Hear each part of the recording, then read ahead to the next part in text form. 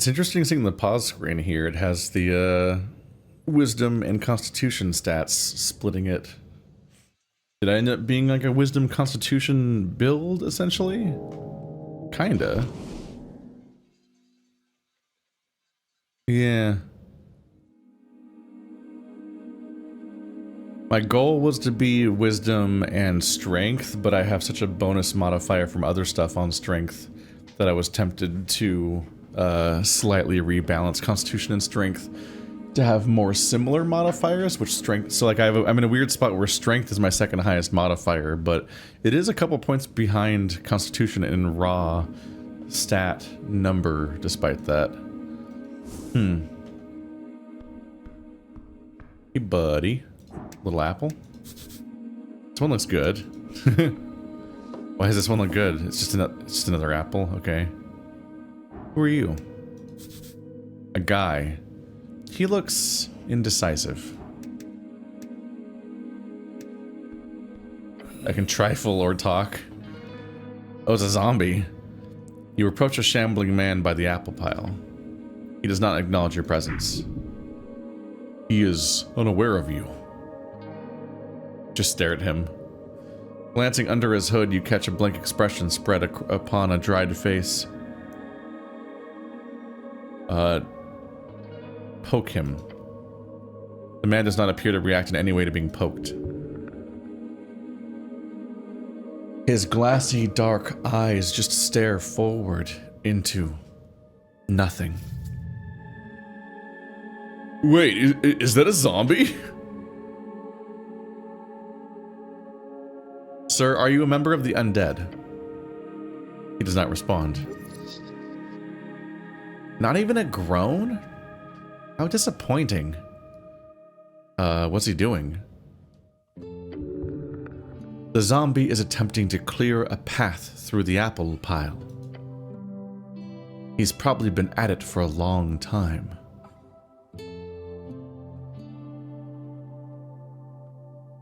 I found this voting card over there. Is it yours? The zombie does not even grunt in your direction. He just keeps working. Slowly. You grip the voting card firmly in your gloved hand. It is indeed yours. Keep it safe.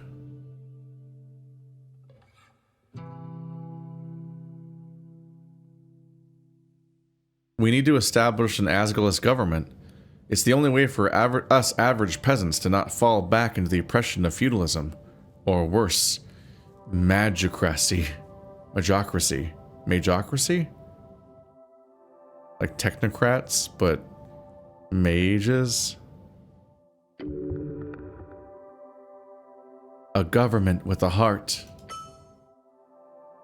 You have become an Asgulist, gaining 10 experience, 5 times 2 for choosing this political stance 2 times.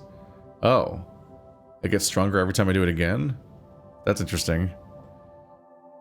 The zombie just keeps moving apples.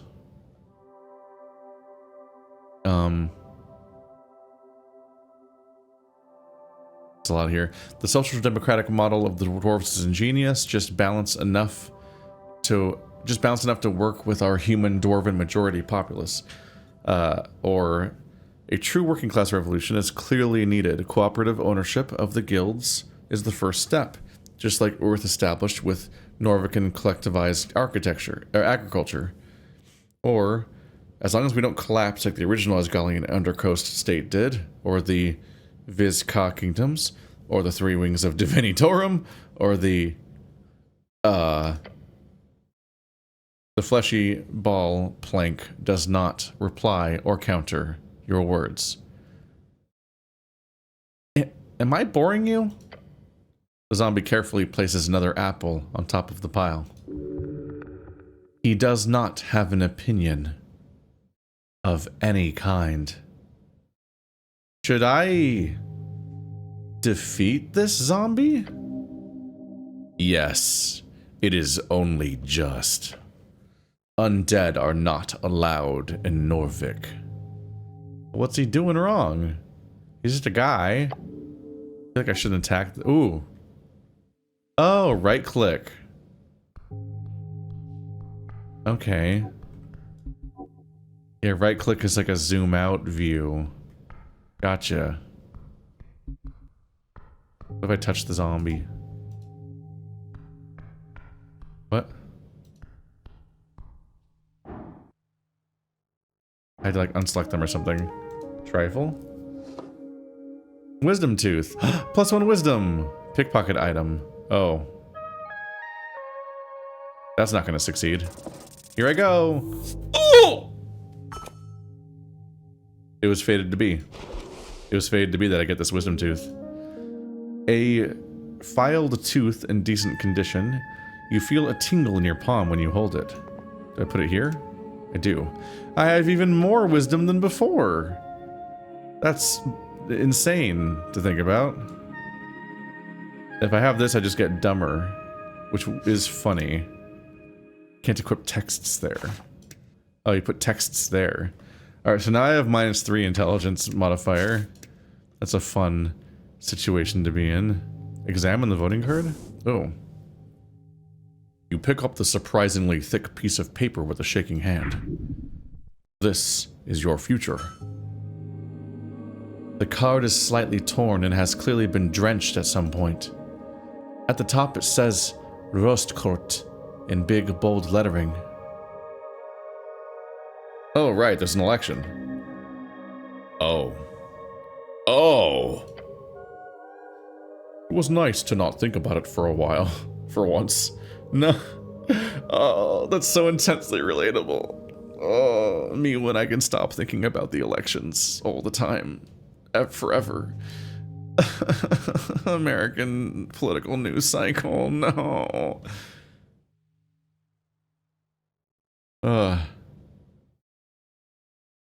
We should get a God King again. Worked great last time.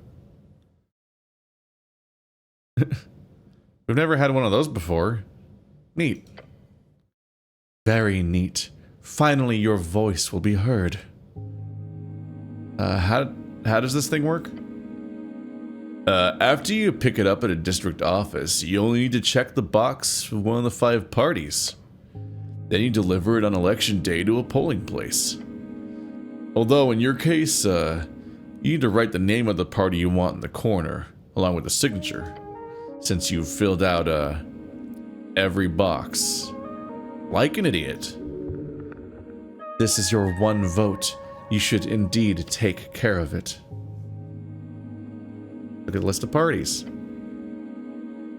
Nationalist Party of Norvik. The Inheritors of Earth's Will, a theocratic organization founded to uphold the old ways, headed by magistrates and 20-something noble families. Fuck those guys. A magistrate is the highest government position beyond the Lord Patriarch, chosen to rule a district in Norvik for 10 to 12 years, depending on their bloodline. Lord Patriarch, the commander of the city forces and top cleric beneath Earth. The title is appointed by Earth. Currently, Lord Akisam holds the title. Having led the city for the past 30 years, he is a withdrawn leader, over 80 years of age, but has put most power in the hands of the magistrates.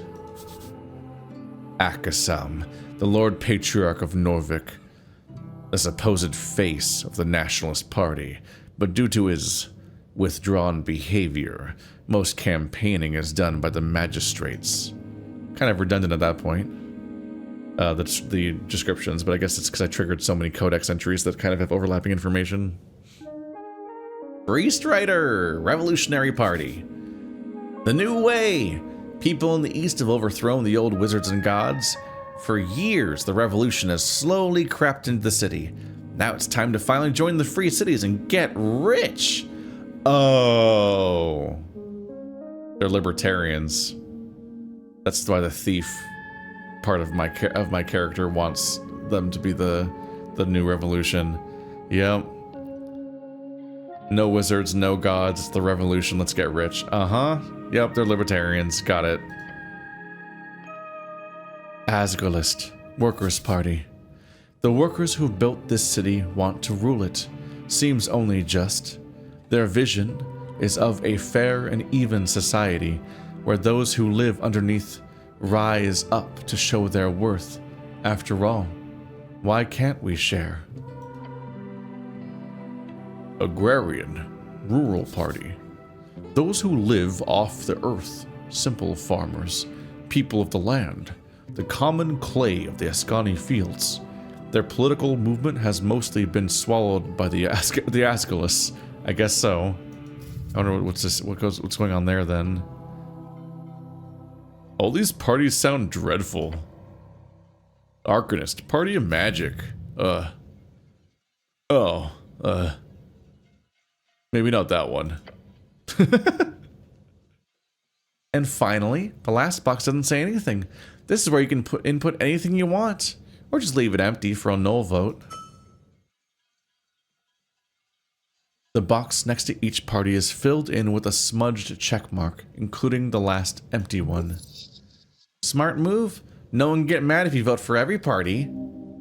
Idiot. Idiotic. You need to pick a side and stick with it. Your honor is on the line.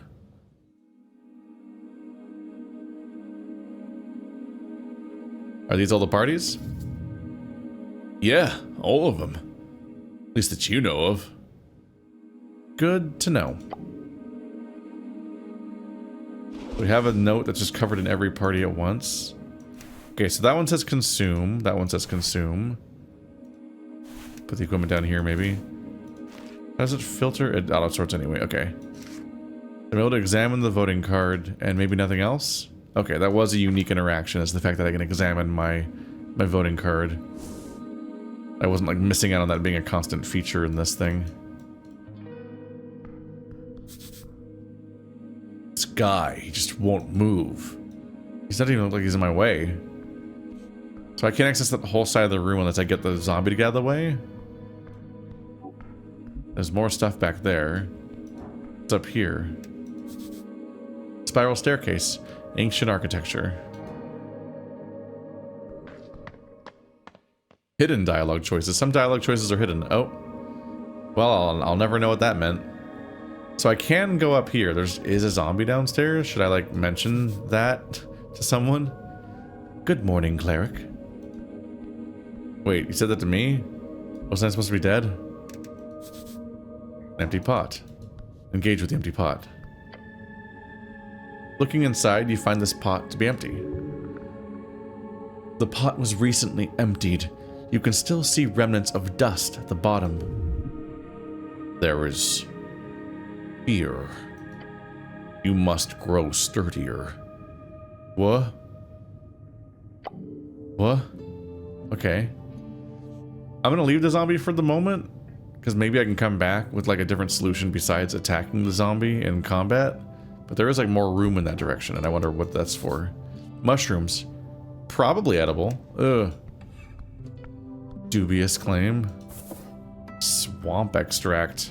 And that it came from a swamp. A small fungal spore ball.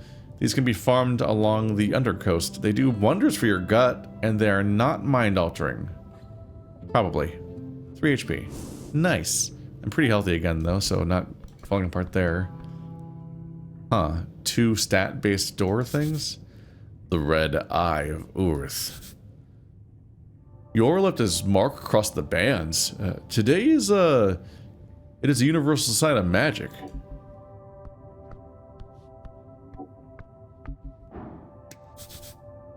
Your fate one day. Alright, let's not be morbid about the corpse. Ooh, I can steal from the corpse. That makes me a good person. Stone slabs are designed to slide across the iron beams. Interesting. A tray of old incense. Some is still usable. Getting tons of incense. I'm just actively a problem in this place. No, too much reading. How dare you? So many books. Basic manuals, Arcanist histories, novels. Some of them stand out to you as classics. It could be useful to refresh your mind. The book taunts you.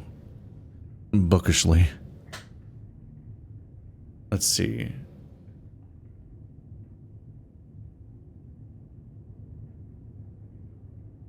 Read Folk Tales by the Trill Sisters. Opening the Trill Sisters book shows you an index of several tales, many of which you've heard growing up. Stories for children are useless. Do not waste time here. Oh no, I'm not media literate, so I can't get meaning from these stories.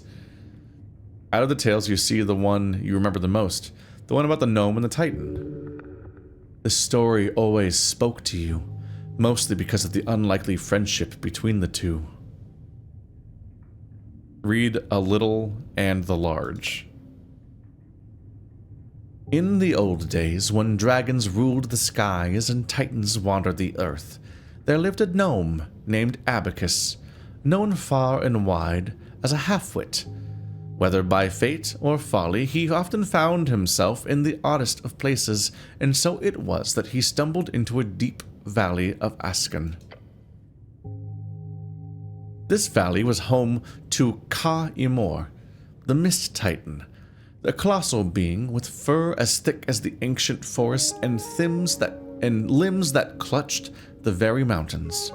His upper body was hidden in, or perhaps made of, the swirling mists that filled the valley. But on this day, the valley was not the serene refuge it had once been. The air was thick with ash, the rivers ran black, and the trees stood as charred husks. Esuth, the ancient red dragon, had set the forests aflame, hoping to drive Ka-Imor from his domain and claim the fertile valley for himself. Ka-Imor was furious, his great form trembling with rage as he searched for the source of the destruction. His eyes fell upon Abacus, who was wandering aimlessly, his tiny mind more puzzled by the sudden darkness than anything else.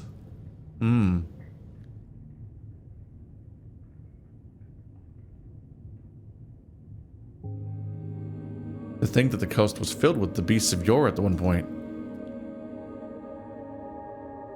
It rained harshly and wildly.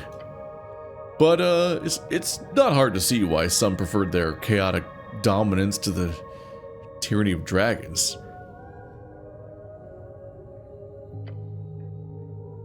Thrick Loom Chum. Who dares bring fire to where none should come? Ashes taint my sacred mist. Speak, small one, lest you be missed. Abacus looked up, squinting through the fog, and scratched his head. Fire? No, I've no fire to share.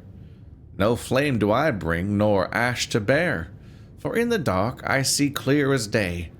'Tis those who can't that need the flame, they say. Thrick Loom Chum. What nonsense from your tongue does come? Who is that needs this blaze, that blackens my mist and dims my days? Well, question thee, who needs a flame to light their path and stroke their claim? Perhaps it is Esuth, my king, whose fires to your valley bring. Thrick Loom Chum, the dragon's days are surely done. Guide me, gnome, to where he lies. Together we shall dim his skies. A wonderful little tale about the little and large. The story goes on to wax about the friendship sparked between the Eldritch Titan and the silly little gnome that they sought out Esuth on his throne. As they sought him out, the ancient red dragon then falls to the Titan's might after Abacus accidentally guides him to the correct location. Didn't mean to? One of those classic stories every child in Visken is told growing up. You shut it, looking upon the title once more. Folk Tales. We have knowledge to gain from each individual book here. The autobiography.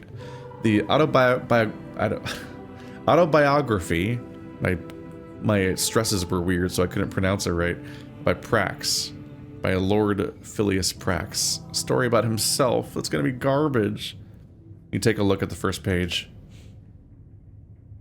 In these pages I shall endeavor to recount the journey of a mind born to greatness, a will tempered by the crucible of ambition, and a spirit bound to the relentless pursuit of the arcane. My name is Phileas Prax.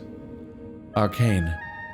One of the three pillars of magic, it is represented by the forces that make up all esoteric events.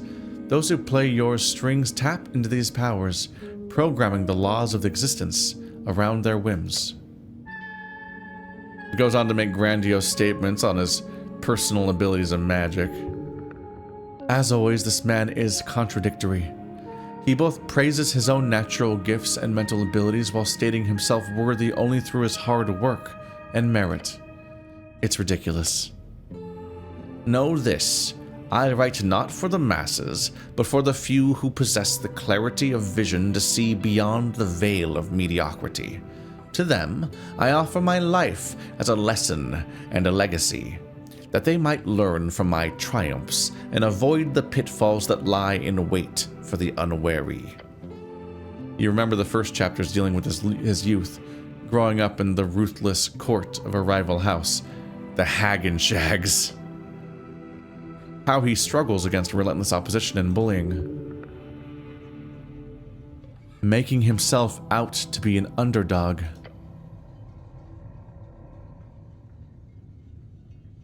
Power is not born of blood, nor inherited by the fortune of birthright. It is cultivated in the crucible of the mind, refined by the fires of discipline, and sharpened by the relentless pursuit of knowledge. Let those who seek to rule first learn to kneel before the altar of wisdom, for it is there that true strength is forged. Yet he does not address his own privilege.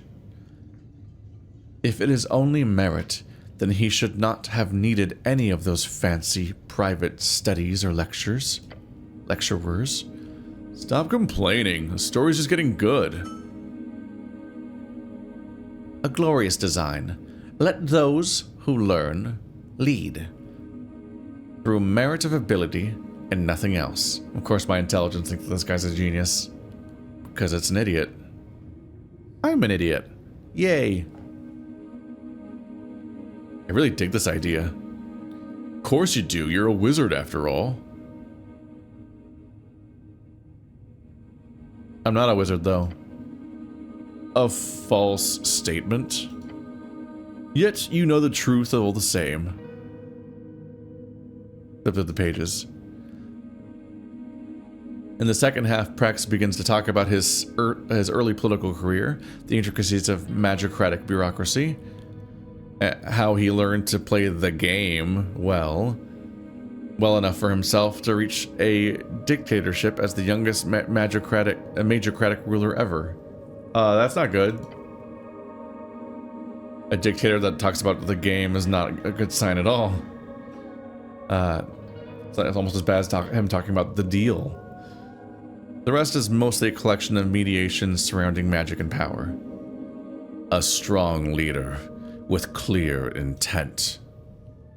The esoteric, in its purest form, is neither good nor evil. It is a tool, a force to be wielded by those with the intellect to do so. Yet, let us not be so naive as to think that power alone grants one the right to rule. The Arcanist must also be a statesman, for the whims of unchecked magic can lead even the wisest astray. Govern with an iron hand, but let that hand be guided by the principles of reason and justice. Thus shall the state prosper, and thus shall the legacy of the magocracy endure. Ironic. In the halls of power, the arcane shall be our shield and our sword. Yet, remember this, the Arcanist's duty is not only to himself, but to the state and its people. For in the endless pursuit of knowledge, one must not forget the price of ignorance. A vigilant mind and the guardian of civilization. A vigilant mind is the guardian of civilization, and a vigilant state, the fortress of progress. Let no shadow fall upon our vigilance, for in the light of our knowledge lies the path to true domination. Dominion, damn it. The final parts of the biography focuses on an even deeper and more rambling side of ruling, with hints of paranoia. This is way too much reading. Yes, that is true. It hurts to look at so many words at once. Great, thanks, intelligence. Need a drink after that one, damn. You shut it, looking upon the title once more. Autobiography Prax.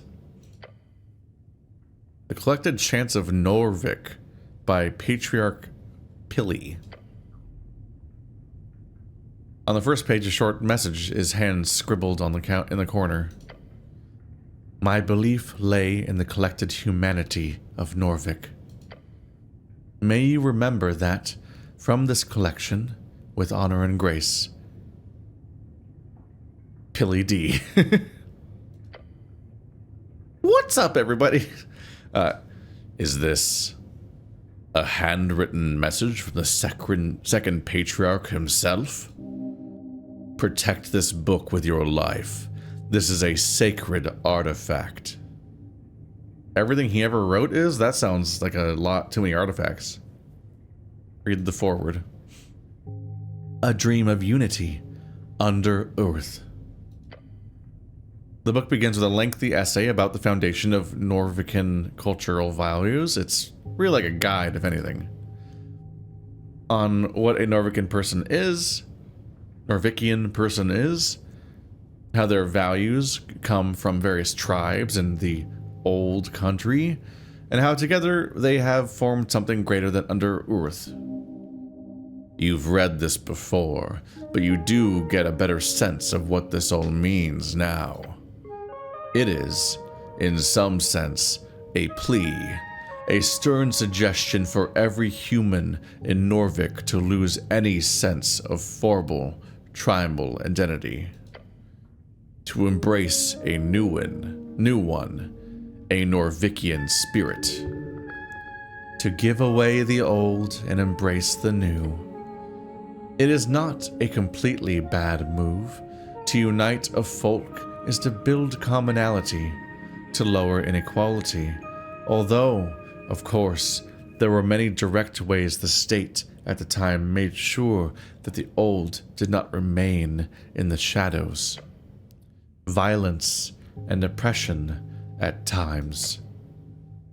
The text directly explains how a new Norvikian culture will help the city grow and fight against inequality and injustice through unity.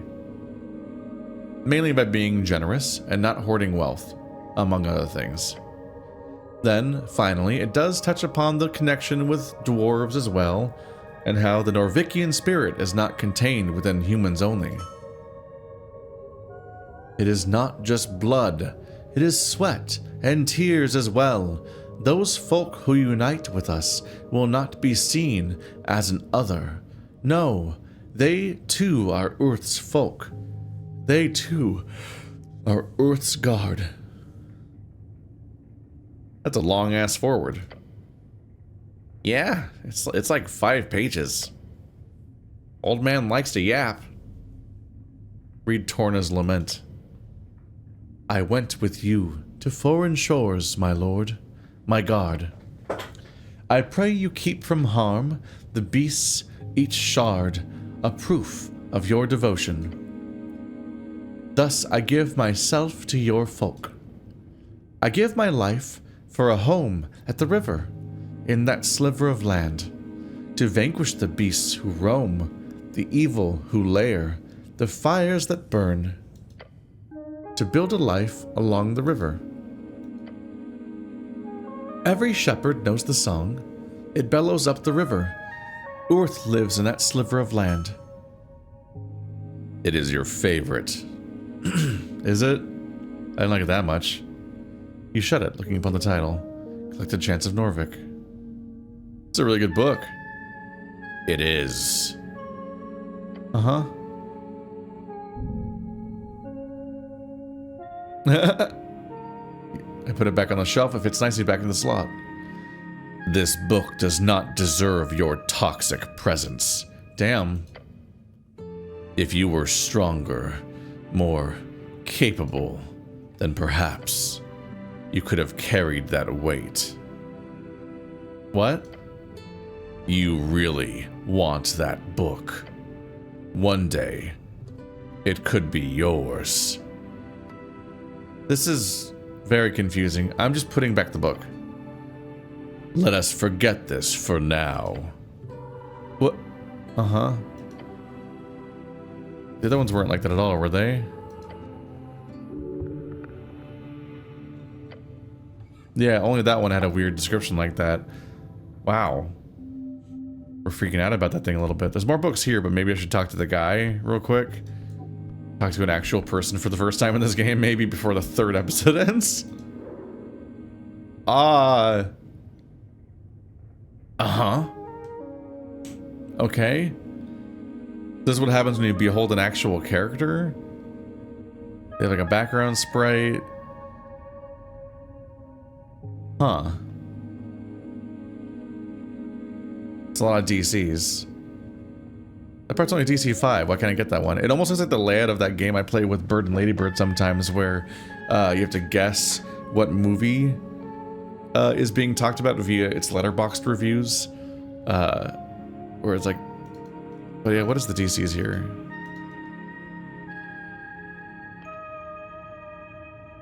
Can I roll? Oh, there it is. -3. Okay, so it's escalating difficulties. I can get the basic information like name and stuff, but I need a DC of 15 to get the stats, and then DC 15 and 20 give you even more information about them. I need a break. So I might be able to learn more about them by trying on future days? That's fascinating. Every character has a bio that I have to fucking roll my intelligence to learn, and I don't have intelligence, so I'm gonna have to be bad at it. That's super funny. Human, reads folk. It's Visken, the local mortician. Level 17 entrepreneur. Uh-huh. The pale man handles corpses in the basement, a typical self-employed city contractor. You remember hearing about this man. He used to be a dentist and a surgeon. That's such a cool system. That's such a cool system. What if I trifle with him? Would that annoy him? Let's annoy him. Human cause no trouble. Oh, trifling with the person is stealing. Charm person. Mind expansion. That's pickpocketing. Where this one's not. Memorize charm person. In general? I just have that now? You attempt to charm a humanoid you can see within a range. It must make a wisdom saving throw and does so with advantage if you or your companions are fighting it. If it fails the saving throw, it is charmed by you until the spell ends or until you and your companions do anything harmful to it. The charmed creature regards you as a friendly acquaintance. When the spell ends, the creature knows it was charmed by you. That's wild. Can I do that to like anyone in the game potentially? And then potentially fail? That sounds like a crazy amount of variability to add into the game. There's always been a scary spell specifically because people know that you did it afterwards, so you kind of want to do it to people that you'll never see again, because otherwise they know that you're casting spells on them and manipulating them. And most people probably won't like that. Earth Crowns, the official currency minted in Norvik's Riksbank. These silver coins are most valuable along River Torna, as the Norvikian River's Reach offers its support in trade and general commerce. It's probably Rick's Bank, maybe. But I went straight to like vaguely German pronunciation. I?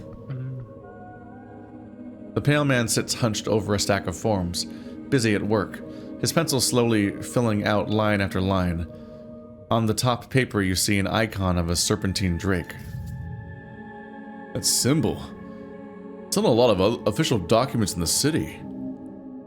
That is the great perch of Norvik, the drake-like sea creature found along River Torma. Urth was known to tame these creatures, and eventually the great perch became the symbol of his great city. The River Torma is the second longest documented river along the coast, splitting the band of Askani in half. Up and about, are we? Wonderful. Death. This is Death. I am Visken, local entrepreneur and proprietor of this lich house. It appears you don't really belong here, but if there is anything I can do, Cleric, just let me know. He smiles at you. Yet his eyes say something else, and his voice is familiar to you. Look around the room. Dimly lit and damp, a musky stench lingering in the air. You see books and flasks and stone altars around the circular chamber. There are several corpses present. I woke up below. Yes, I know. Maybe you should ask why instead of saying the obvious.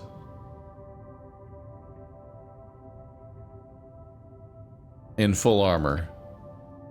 Urgrith's finest.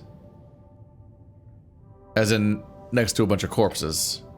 On one of the stone slabs? Uh-huh. Next to a wet cloak. Apologies, I told Oz to throw that thing away. Why? He puts down his pen. I'm afraid to say you've been through quite the turmoil, Cleric. I died, didn't I? Those fishermen who brought you here certainly thought so. Eyes of the working men do not deceive. Not that I blame them. You weren't exactly in prime condition. You never are. What? I got strength and constitution. It caught you in their net, believe it or not. Such a strange tale. So, not dead, just a bit wet.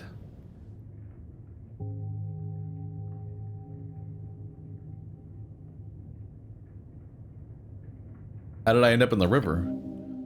Not a river. The river. I'm afraid I don't have much to tell. Perhaps you fell off one of the bridges to Tolstead.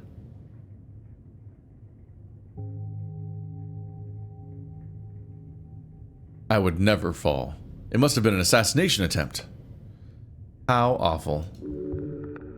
His uncaring tone speaks against his words. Well, who were these fishermen? River guilders, I believe. They did not look like poachers, so my guess would be that. Find them. They hold the truth. Where can I find these fishermen? He ponders your question. I did not ask for names, sorry to say. But perhaps Waterlane? This is a guess. Waterlane, the largest trade port in Norvik, located in a massive tunnel piercing the center of Tolstead. It is a so-called marvel of dwarven engineering, and it's the reason so many people commute to Tolstead over the many bridges, considered as one of the great crafted wonders of the world. Good guess. Lots of boaters hang out there. Either that or the local tavern. I hope you find them. So I am, in fact, alive? The pale man stops for a moment. He looks you up and down. Yes. I believe you are. Alive. Once dead. I have some other questions, I think. Do you now? I require assistance with some things. Of course, Cleric. Anything for the city. I don't know where to go. Your shaky voice makes you sound positively Vlad. Complete and utter despair of flesh and bone. Vlad? I need a translation of my own internal thoughts. I don't mean to tell you what to do, Cleric, but there is a certain rumor that our local goblin chieftain is waiting for you. Goblins, short and green, got claws and fangs, little monsters. They got 3 tribes in Norvik and are considered somewhat civilized. Goblin chieftain? Lady Mishka Sageleaf is her name. She is down in the Goblin Garden. Goblins are green. Of course you've heard of her. Lady Sageleaf is quite famous.